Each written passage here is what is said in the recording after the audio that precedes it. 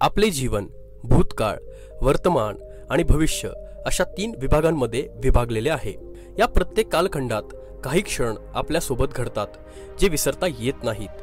आपण सर्वच जण भूतकाळात घडलेल्या चांगल्या वाईट गोष्टींमध्ये रमत असतो।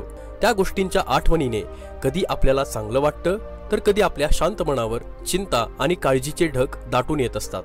घडून गेलेल्या गोष्टी आठवण्यात किंवा काही काळ त्या गोष्टींमध्ये रमण्यात काही अडचण नाहीये किंवा त्यात काही गैर देखील नाहीये, परंतु सतत त्याच गोष्टी आठवून रडत बसणे किंवा पश्चाताप करणे चांगले नाही। असं करत बसल्याने आपल्या हातात असलेल्या आपल्या वर्तमानावर विपरीत परिणाम होऊ शकतो आणि मागे घडलेल्या गोष्टींमुळे आपण आपला आजचा सुंदर दिवस खराब करू शकतो। याची जाणीव आपण ठेवणं गरजेचं आहे। भूतकाळ हा आपल्या जीवनाचा पाया आहे। आपण जगत असलेला प्रत्येक दिवस आपल्या जीवनात काहीतरी आनंददायी आणि नवीन गोष्टी, नवीन आठवणी आणू शकतो। त्या आठवणी कधी चांगल्या तर कधी वाईट असतात। कधी कधी आपल्या जीवनात काही अप्रिय क्षण येत असतात। ते क्षण आपल्या मनावर सकारात्मक किंवा नकारात्मक आठवणी मागे सोडत असतात।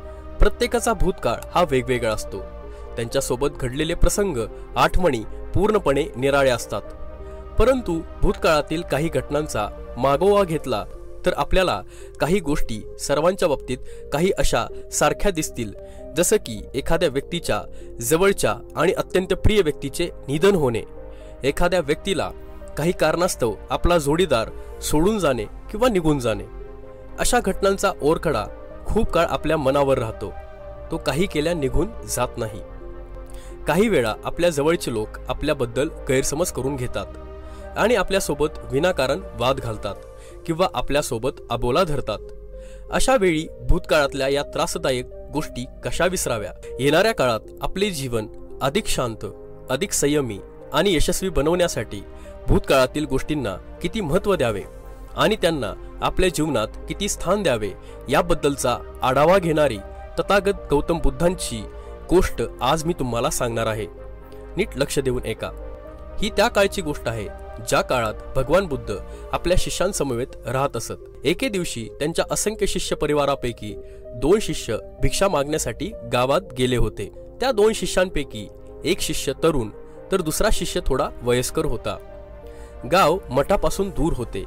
पावसाचे दिवस होते। सायंकाळी लवकर काळोख होत होता। अशातच आभाळ आले आणि काही क्षणात पावसाला सुरुवात झाली।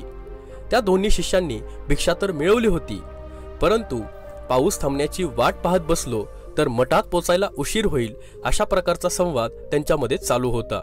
उशीर झाल्यामुळे दोघांनी पावसात भिजत भिजत पुढे निघायचे ठरवले आणि दोघेही आपली वाट चालू लागले। वाटेत एक नदी होती। पावसाच्या पाण्याने नदीच्या पाण्याची पातळी वाढत चालली होती।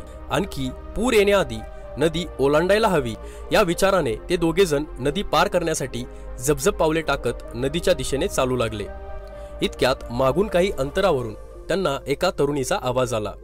त्या दोघांनी मागे वळून पाहिले तर राजकुमारीसारखा पोशाख आणि अलंकार घातलेली एक तरुणी मदतीसाठी त्या दोघांना विनवणी करत होती। दोन्ही शिष्यांना अडवून ती त्यांच्या जवळ पोहोचली।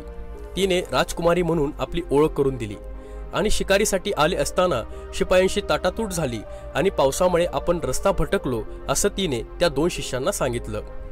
नदीच्या पलीकडे आपल्या वडिलांचा राजवाडा आहे, ते आपली वाट बघत असतील। कृपया नदी ओलांडण्यासाठी आपण मला सहाय्य करावे अशी ती त्या दोघांना विनवणी करू लागली। वास्तविक पाहता संन्यस्त जीवन जगणाऱ्या व्यक्तीने परस्त्रीला स्पर्श करू नये असा त्या काळी कडक नियम होता, परंतु तिला मदतीची गरज आहे हे पाहून तरुण शिष्याने तिला आपल्या खांद्यावर उचलून घेत नदी पार करून दिली। पाठोपाठ ज्येष्ठ शिष्य देखील चालत आले। काही वेळानंतर दोघे जण मठात पोहोचले। तरुण शिष्याने परस्त्रीला स्पर्श केला आणि आजवरची शिकवण वाया घालवली याचा राग ज्येष्ठ शिष्याच्या मनात होता। रागारागात ते जेवले आणि जेवण झाल्यावर त्यांनी तडक जाऊन भगवान बुद्धांची भेट घेतली। त्यांना घडलेला प्रसंग सांगितला आणि बुद्धांना म्हणाले, तरुण शिष्य तुमचे शिष्य म्हणून काहीच कामाचे नाहीत हे पटवून दिले। त्यांचे सर्व बोलणे ऐकून बुद्धांनी तरुण शिष्याला बोलावून घेतले। परस्त्रीला स्पर्श केला का अशी विचारणी केली। त्यावर थोडासा डोक्यावर ताण देत तरुण शिष्य म्हणाला, हो भगवान, मी राजकुमारीला मदत म्हणून खांद्यावर घेतले आणि नदी पार करून तिला तिच्या मार्गाने जाऊ दिले. माझ्या खांद्यावरून तर राजकुमारी कधीच उतरली, परंतु ज्येष्ठ शिष्य अजूनही राजकुमारीला घेऊन इथवर आले आहेत. म्हणजे वाईट विचारांचे ओझे कोण वाहते ते तुम्हीच ओळखा. तरुण शिष्याच्या बोलण्यावर मंद स्मित करत भगवान बुद्ध ज्येष्ठ शिष्याला उद्देशून म्हणाले, परस्त्रीला मदत करण्यासाठी केलेला स्पर्श आणि वासनेने केलेला स्पर्श यात खूप अंतर आहे. तरुण शिष्याने मदत केली आणि तो विसरूनही गेला. तुम्ही मनावर ओझे ठेवत त्याची तक्रार केलीत. याचा अर्थ तुम्ही त्या राजकुमारीला प्रत्यक्ष स्पर्श न करताही खांद्यावर घेऊन वावरलात. असे वागण्याची दीक्षा मी दिली नाही. तुम्ही एवढी वर्षे मठात राहून जो बोध घेतला नाहीत तो तरुण शिष्याने घेतला. चांगले कार्य करा आणि विसरून जा. भूतकाळात अडकून राहिलात तर आयुष्य पुढे कधीच जाऊ शकणार नाही. सदैव दुसऱ्यांना मदत करा आणि केलेल्या मदतीची जाणीवही मनातून पुसून टाका. तरच आनंदी आणि समाधानी जीवन जगू शकाल. भगवान बुद्धांच्या या विचाराने ज्येष्ठ शिष्य नरमले आणि त्यांना आपली चूक लक्षात आली. मित्रांनो, या कथेत सांगितल्याप्रमाणे आपणही आपल्या मनात असलेले भूतकाळातले वाईट विचार काढून टाका आणि नव्याने जीवन जगण्यासाठी चांगले विचार जपा आणि आपले आयुष्य शांत आणि यशस्वी बनवा. नमो बुद्धाय.